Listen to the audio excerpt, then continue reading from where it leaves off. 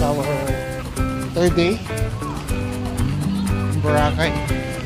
Pero nakapayo. Dahil umaambon. Yan si mga brad.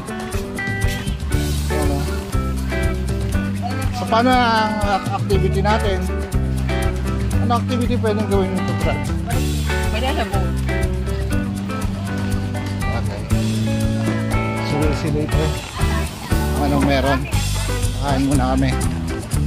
Second breakfast mga brad. Mga bagong menu. Yan po. Champurado sa malamig na panahon. Different kind of eggs. Meron na silang ano ngayon, banana. You finish what you get, ha? Okay.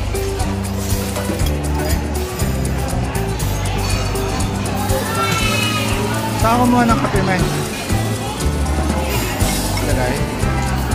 That's it. Pag buffet mga brad, dapat sa unang sabak, unti lang muna. Ayan. Tikim-tikim muna yan.